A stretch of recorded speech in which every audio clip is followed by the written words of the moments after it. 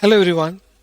Today I have with me a person who after completing her engineering moved on to a corporate job. She then went on to become an accidental entrepreneur but had to go through various struggles in her entrepreneurial journey. But today she is a proud woman for having been featured in the latest edition of Forbes magazine. I'm happy to welcome the aggressive and be the change personality, Miss Anooja Bashir, to Decoding the Indian Startup Stories. Thank you. Thank you, Srini. Anooja, normally I talk to entrepreneurs, founders, the people from the startup ecosystem. So I meet people who are very young entrepreneurs at the age of 24, 23. Then I meet people who have moved on in their career and then jumped on, from the career to entrepreneurship. In your case, what is your story? Okay, so I'll put it like this. My background is that I'm a civil engineer. So, after my BTech and MTech, I went to Dubai and I started my career as an estimation engineer. After 10 years working in corporate as a contracts manager, I flew back to India just to take my MTech. So during that tenure, I was teaching in a college as a professor. That particular, that during those days, I had a realization that there is a huge gap in the educational sector as such. You can't call that time I never knew that that was an industry as such, but a common man's understanding of the way in which the era in which we studied and the present generation education system, how somewhere there was a huge gap. So to rectify that gap, I created a curriculum, an employability curriculum. You won't believe it, I didn't had any kind of idea I was stepping into something called entrepreneurship. I didn't even know that technical term called entrepreneurship. It was just an idea, a concept. So it all started from there. I would say that that was a turning point. My beginning was Oh, here, Anuja, can I ask you something here? When you say you developed a curriculum when you were doing MTech, just to correct myself. No. Once I did my MTech, because after a long span, I came into this back into the learning system. Because over the years, I forgot everything related to the whatever we used to study in BTech and stuff. Because again, MTech is a post graduation degree, right? So I just want to have an exposure to what is a learning system. So I went back to the BTech college to teach them.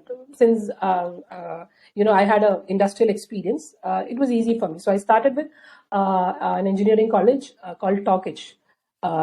So there, I understood that the kids are very talented.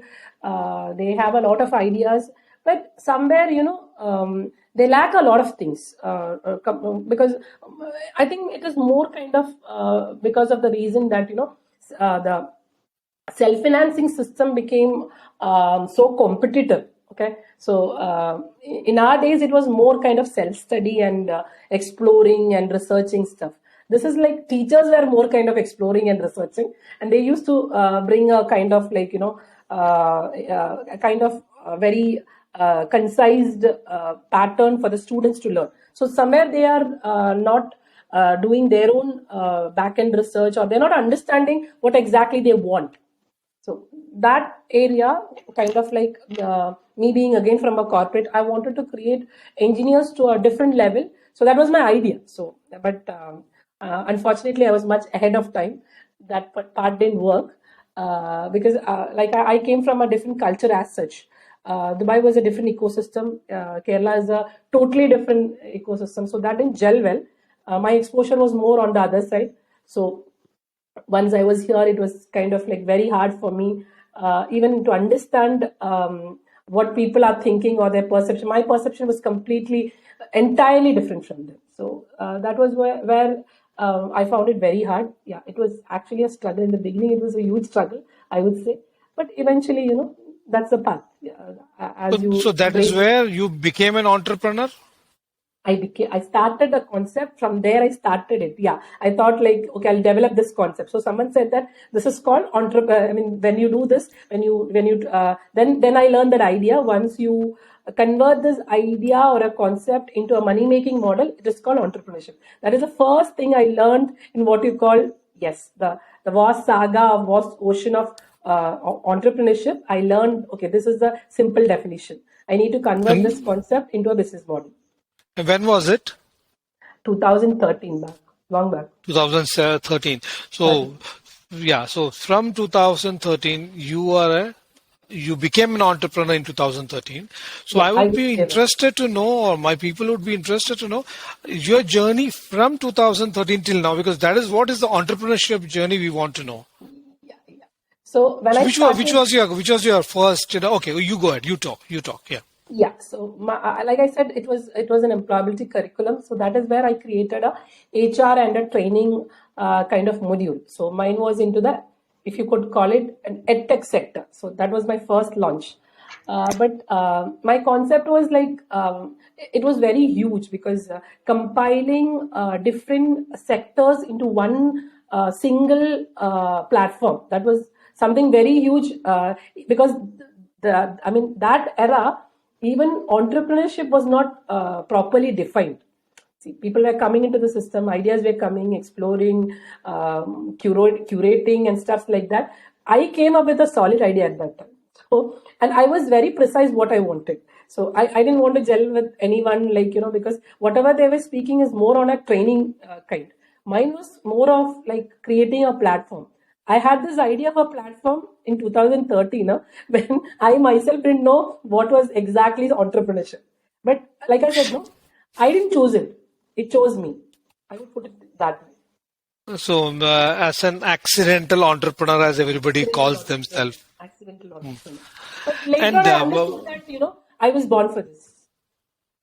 oh, that is a good uh, thought process coming into reality. Very Huh? much, very much. Because I would say that, Surendra, it was like a total journey, a journey where I came into a lot of revelation where what is my purpose in life? What am I supposed to do? What is my true identity? Even in that process journey, I myself discovered a lot of part of me which I never knew that was there in me.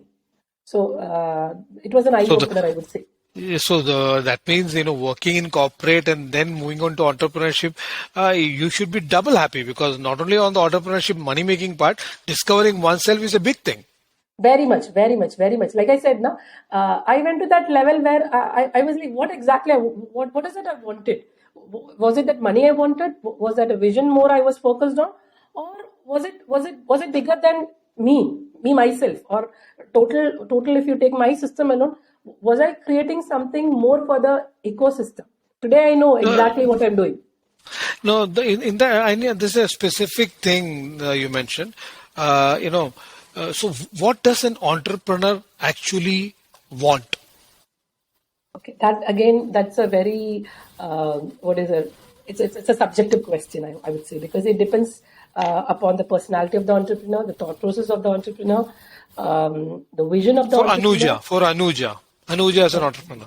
Anuja as an entrepreneur, yes, my vision is to create a very stable ecosystem for all the ecosystem members, be it, I'm talking about every stakeholder, be it what do you call, the entrepreneur, the startup, the mentors, the ecosystem enablers, the investors. I want a system in which each sector helps the other sector, and totally, rather than a struggle, it becomes a together journey. That is my vision. So, a candid question. Yeah. In your journey from 2013 to 2022, did you experience this for yourself? I'm, of course, that's the reason why I created this product. Though I started with what you call the employability program called LIFES, it was called as Learning Innovative Key Employment Skills. Okay, I started with that, but it didn't work. Okay, it didn't work, and then I went back into corporate again.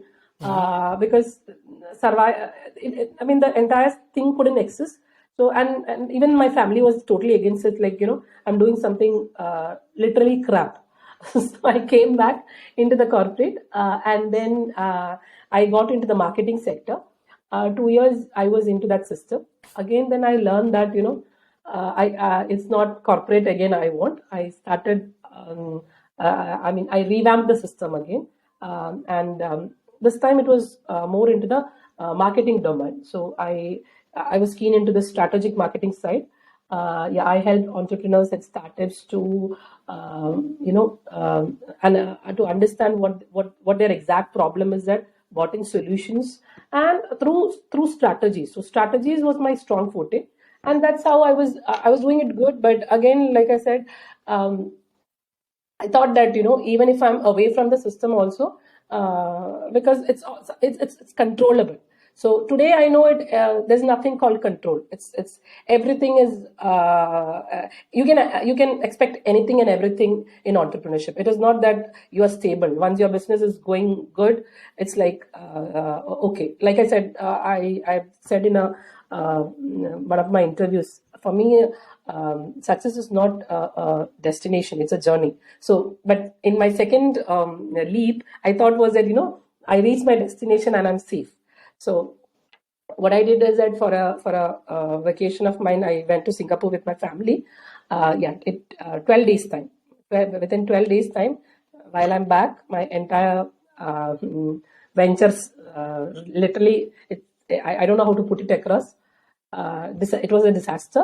The entire boat sank, and then I didn't know what to do. I I mean, that junction was so critical. Even now, that was a new kind of what do you call, a new revelation for me, that nothing is stable. You need to be cautious. You need to be always. You need to expect anything and everything in the ecosystem. I would put it in a different way. There is nothing called as a remote entrepreneur. Entrepreneur Exactly. is always there on the wheels. Simple. Uh, I Entrepreneur put is it more always. on a platonic way, and you put it in a very, very simple, no jargons. Yeah, That's my there's nothing called remote entrepreneurship. If you're an there entrepreneur, is you're an no. entrepreneur. You're on the field. You're on the front. Yeah, You are driving. you have to You be know. there. You have to be there. No matter whatever it is, you have 100 responsibility. You have 100 priorities. Doesn't matter. Everything. That is how it is. It is. That's how. That is a reality. You have to embrace it. You can't complain. You can't. You can't bring in justifications. You can't bring in excuses. Yeah, that's it. That simple funda I learned during that particular. That's instant or that disaster, that gave me a lot of understanding, to refine me, to fine tune me. And then, but it was not an easy one, because I had to face a lot of debts, because the associate whom I was involved with, he didn't pay, so we had to pay to vendors. And then it, like, I literally had to shut down my system completely. I even had to sell my office assets. I still remember the pain I had to go through that particular moment. Even though from scratch I built it up, I had to give away my baby, and as if I'm putting him. I mean, putting the system into someone, to giving to someone else.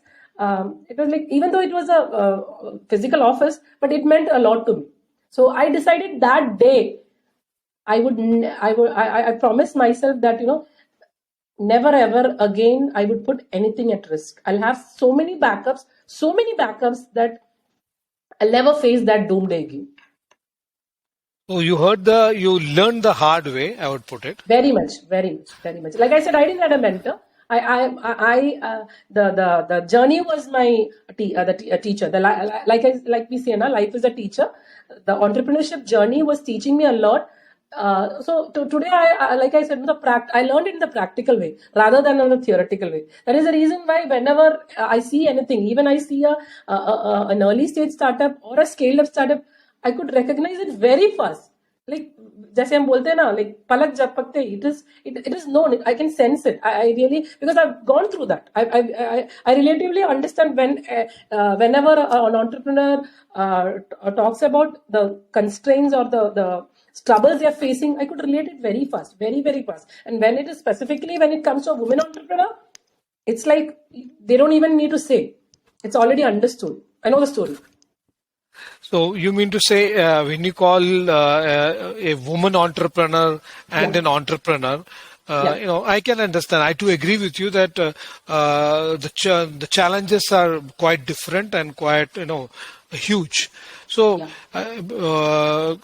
having said that, you being a woman entrepreneur, and you have been gone through all these various difficult cycles of entrepreneurship journey. Today I can see on the background Ourea. What is Ourea? Yeah. Okay. Ourea is the term Ourea is basically mountain. I mean, it's a Greek word. It means mountain. So I made a conceptualized. I made a concept for what Ourea is. So it's called Ourea is a mountain near Olympus where these gods used to sit there. I mean, the gods of Olympus used to sit there and they used to discuss of the problem and they figure out a solution for it. So my concept was Ourea is a platform where we discuss troubles, we bring out solution. So we are called solution makers. So I created a 360-degree solution for anything and everything that is related to startups. Basically, my main major focus area was startups or entrepreneurship. So any domain, any sector, be it SaaS, PaaS, health tech, edtech. So everywhere, they had trouble. So it was more the marketing strategies I was giving it. I mean, over the years, we incorporated tech, we incorporated other kind of whatever elements were required, part by part, people by people, resources I started incorporating into it. But as I say again, Ourea, the concept was like we had 7 verticals, and in that the story according to the Greek myth, there were 7 gods who were discussing seven. So for me, that seven gods were 7 departments. Okay, so and those were kind of like different. For example, it's marketing, it's digital marketing, it is IT, it is what do you call it? Strategic marketing. So likewise, I created a 7 domain niche designing and conceptualization. So 7 niches were very clear where each of these segment was actually clearing somebody's obstacle. For example, if I would say, just for analogy to make it quite simple, somebody has a very good concept. Technically, they are very good, but they can't convey their targeted audience what they are into or how they are different. So what we do is that through our designs, through our content strategy, again the design conceptualization, and finally an overall understanding, we try to put it. And then if required, if we require a marketing tool or an IT support, we actually incorporate that part. And through that, it is easy for the ventures targeted audience to understand what the specific venture or the domain is into. So it easily connects. We try to connect the ventures potential, the targeted audience, and when that connection happens, eventually the probability of engagement and then a closure of a sale easily happens. So it's basically we create a strategy, an overall strategy through our design, content, tech, marketing, and digital presence. So you mean to say that you got 7 verticals under Ourea, and other than in Ourea, in Ourea. And there is another concept, like you said, it's mountain, right? It's very hard to climb the mountain, very, very hard. But once you reach the top, right, the zenith, there you see the vision you see is so beautiful. We realize that the vision from the top of the mountain is so beautiful. Even when we fall, we understand that we have to reach the top. So we keep on climbing. So the simple thing is that never ever give up. So that is also another concept we created for Ourea. Never ever give up. That is so beautiful, Anooja, and so courageous. Yes, it's very hard. It's very hard. But when you think about that end vision, when you think about that beautiful vision that you will be seeing from the top of the mountain, that keeps you driving. No matter whatever the hardship is, that it's like you have to take it a bit longer, a bit longer. You have to push a bit more, a bit more. I've really done that, Surin. So it's not about, I'm talking on a theoretical aspect, a conceptual aspect. I really literally converted this concept into reality. And I understand other than Ourea, you have different entities also. Yes, I do have. So, like I said, I started with Ourea, and then I told you my second disaster because of the remote kind of entrepreneurship. So the next time I came in, I had a lot of problems. So I cleared it up one by one, and during that tenor, I met a guy who was actually a tech nerd. So his name was Vinod Chako. He is my co-founder for all my ventures. So when we met, we had similar kind of vibe and synergies. And whatever he was talking about, something connect. It was like easy for me to connect because we were on the same page. So and then it was he. Then the question was that how to hire him, how to onboard him. Then he came up with something like, how can he onboard me? So we came up with a simple solution. We are not brave enough, or we are not equipped enough to hire each other. So why don't we align? That's how we decided. I'll handle the marketing side and the creative side. He'll handle the tech side. So from there, the journey started, and he became my co-founder in Ourea. And from a solopreneur, I became a part of a Co-founder. collaborative system. Yeah, co-founder. And then we started. Yeah. Yeah. No, Anooja, this is very interesting because you have a skill. And as everybody knows that, everybody can't, a single person cannot do everything. Never. But if you have a mindset of collaborating or cooperating with somebody else, I think you expand your horizon and you make your life more easy. Very much, very much. Today, if, in certain interviews, they ask me what is the key success. I mean, key mantras to your success. One is that, like I said, never ever give up. One. Second one is actually collaboration. The right people. The strength of your pack is your strength. So it is not only my the initial venture I started is in a stable state. If you take my other ventures, all are doing good. And how I created was that, like I said, it is a strategy.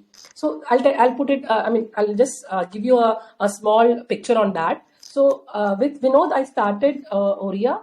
And he became already Ourea was there as a private limited company, but he joined us as a co-founder, and he started handling the tech side.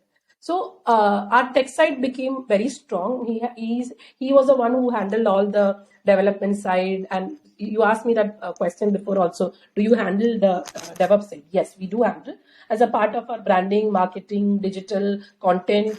Tech is our other side where we create websites. We maintain it. We also do all kind of supports which is required for a system to be in there on the digital whole. And then later on, Vinod had a similar venture called Flexi Cloud, where he was doing web hosting, shared web hosting. From there, he was stepping into the cloud hosting part, where he wanted to do more on the cloud hosting side. That is where that is a period when we were collaborating. So I was supporting him a lot, and I was like, let's start, let's take it this as a private limited company, and let's start a new vertical specifically on the cloud part. Let the shared part be there, because that was the finance. That was our revenue model at that time. So eventually we expanded, and then we created a product. Today, FlexiCloud is a PaaS platform where people can have the choice of taking the cloud servers, any application, whether it is Magento, whether it is WordPress, whatever is that they can. And we also give the choice of location. So we created a product wherein which web hosting is easy for even any mere person who does not have any background.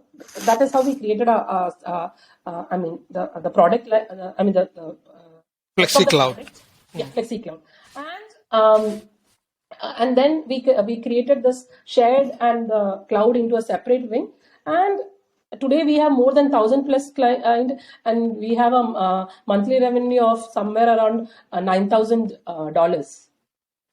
So it expanded. And then my third venture, which we started with our CFO, the guy who was handling our finance part. So he also was into, let's start something, a new business. So I said, why should we start something else? Let's start where your key expertise is. So similarly with Binu Matthew, we started another venture called Pocket CFO, which is into accounts, which is into fundraising support, which is into valuation, which is so likewise. Once Ourea starts to build a design, brand position, a brand, collaterals, then content, then even the development side. I mean the websites and stuff. Once that is done, it enters into the second system where the hosting part is done. I mean the websites have been hosted in the system. The maintenance is being done in the system, the server management is done in the system, and all these ventures need a lot of support on the scaling up, whether if they want to go to investors or anything like that. There's another system which helps them to get their financially give them an idea of how to do that revenue scaling. So that part Pocket CFO does it. Okay, so this is how we actually, every business supports the other business. We don't need an outside system. Everything is inside our system. And now we are, our fourth venture is, right now we are building that digitalized with another co-founder, with another person, where we are into application development and mobile. Though we were doing it in a very small scale, but now we are trying to expand in such a way that anything that is related to tech, whether it is software, whether it is CRM, ERP, whatever tech support we need to give a startup so that they can scale. Okay, so that is somewhere. So all 360 degrees inside. That's a planned moves, Surendra, because like I said, I want every backup in the system that we don't need to depend upon somebody else. Because when we are doing something, that is in our control. I learned long back, the thing is that, everything needs to be in our control. Because something which we can't control, you can't predict it. So in entrepreneurship, this prediction is very important, because we can't work on some kind of analysis. Yeah, ऐसे करने से ऐसा होता है. We need a very steady answer for it. So at least 80% we should be sure. Yeah, assumptions has to be correct. If the assumption is wrong, the end result will be wrong. Yeah. Anooja, so having listened to you, if somebody comes up with an idea, tech idea, or something new, Anooja will be a definite partner. Can we say that? No. That is a very tricky question. A very tricky question. No, I am done with kind of like, I have right now I have very capable men in my system who are doing it perfectly good, and handling all three of them is quite hard for me. So I don't want to take another hardship, because I'm the only woman in the system.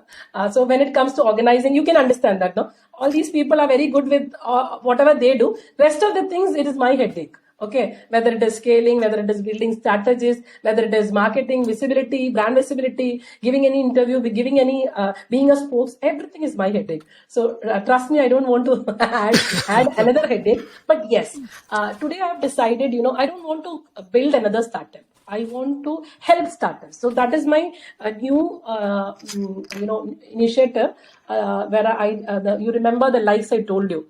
I, mutated it, or that is the right word. I think the mutation happened where we upgraded it into learning innovative key ecosystem skills. Because today, over the 6 years of journey, I understood that now I know a lot of things related to ecosystem. So I created likes for that, and other than that, I invested in 2 or 3 startups.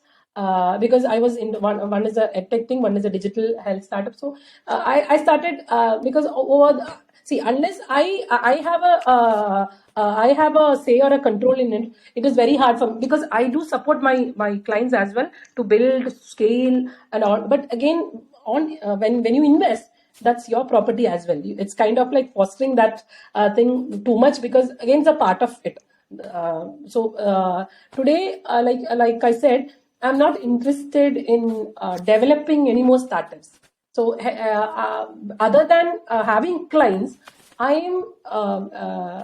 I'm doing is that I'm being very choosy. I'm taking each startups which I feel that the potential of scaling up. I mean, the idea they have, the concept they have.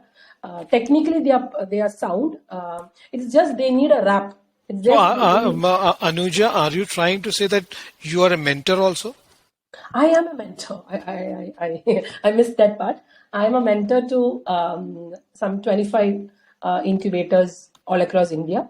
KCM, TAI, Badwani, few IITs, few IIMs, JE, ACRC, Badwani. Yeah, I can't name it. I don't recollect everything, but I do support and Atal Mission. Also, I'm a mentor to Niti Aayog as well.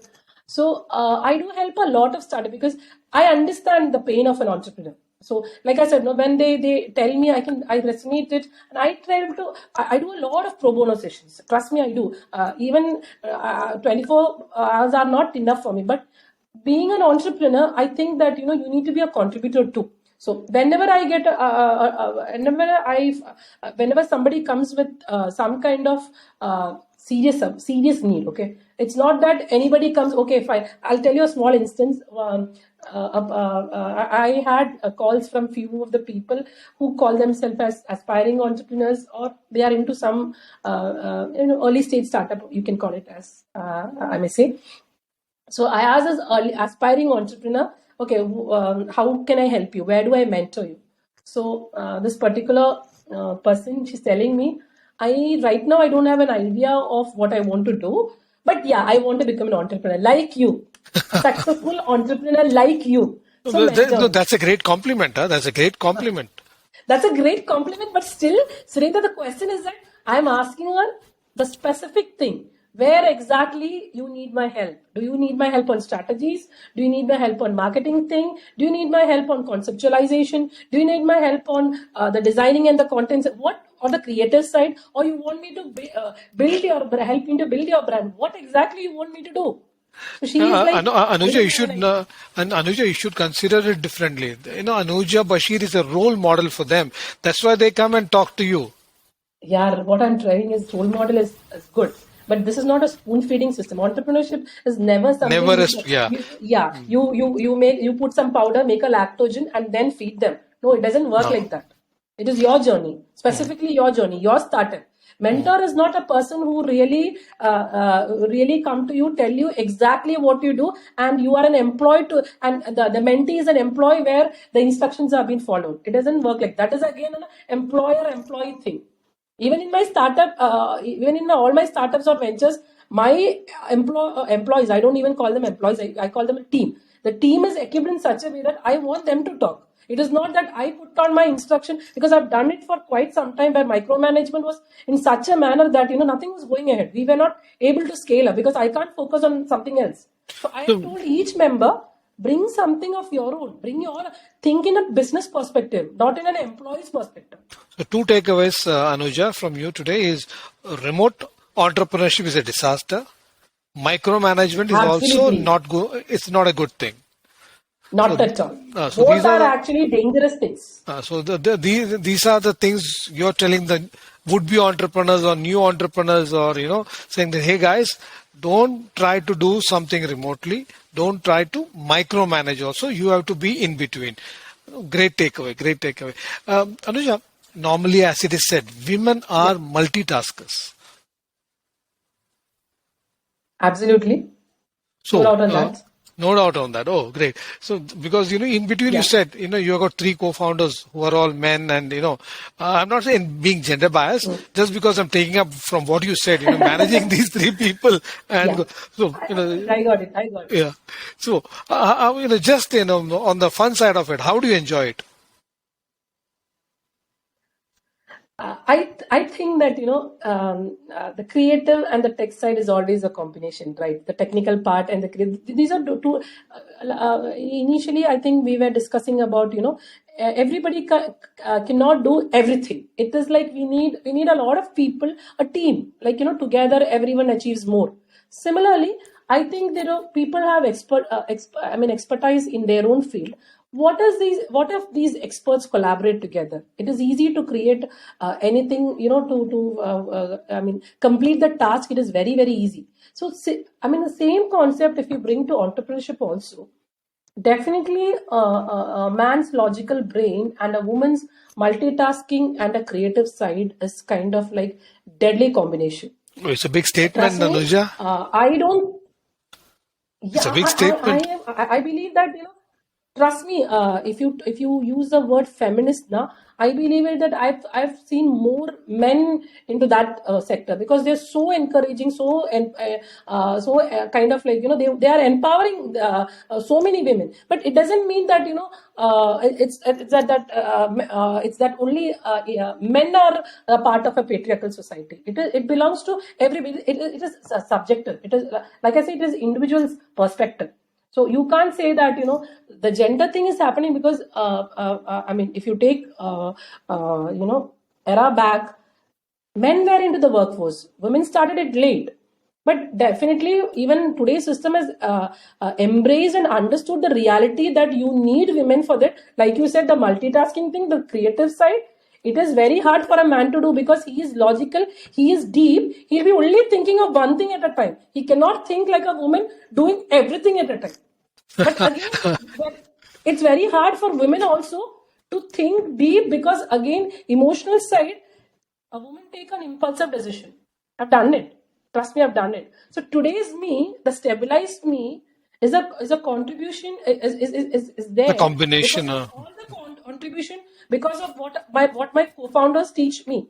The men teach me, the men around. It's not only the co-founders, the associates, the ecosystem enablers. Many of the men taught me, like, how to think like a man logically. Because I have found always men more logical, women more emotional. But again, the emotional side of women is very, very, very important, because that never give up thing is more on a woman's side. The bearing capacity is more on the women's side.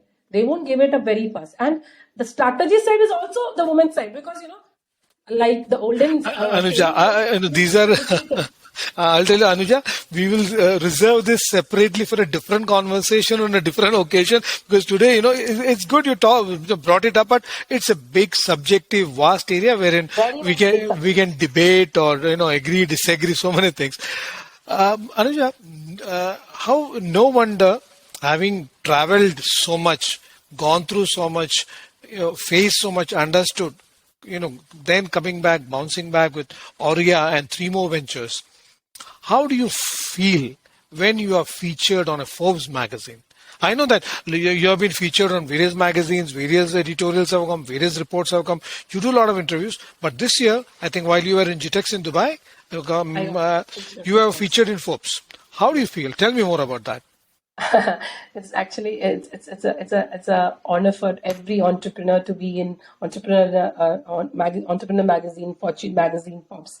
I've covered all these three things, because I believe that, it is a recognition we get at a point of time when we reach a level wherein we are we have done something at least where society recognizes that, yeah, they are good for something. At a point of time, the same thing. See, I was the same me even at that point of time. Even now, I'm the same me. But the thing is that it is at this moment or the point where society started acknowledging me, recognizing me for the expertise I have, or my systems have, or my ventures have, or my co-founders have. It's all because we had that patience, we had that passion, we had that perseverance. And I got featured not because of it was only me. My entire system supported me. My entire pack supported me. My co-founder supported me. My associates supported me. So that at least I came to an understanding. Yes, there would be one day I will be featured on all these magazines. And yes, today that D-Day has come. Excellent, Anuja. Excellent. Congratulations for that. And, Thank you so much. let's pray to God that, you do more, you achieve more awards, laurels, and you keep on expanding. Don't stop at number 4. There's a lot to come. I wish you all the best, and I'm really happy and proud to have you on my show and having discussed, Much. And I am also honored to have you to talk about all these things in your show. And your show is quite different because the questions you ask are not kind of the cliche wala thing, like very very specific. You took around. You even it made me feel like I went through my journey now. Just the glimpses, as if when I'm watching a movie wherein, yeah, 2013 this happened, and today, yes, 2021, 22, I'm featured on Forbes. You gave me a round through the entire show now. So thanks to you for that. Excellent. So thank you very much.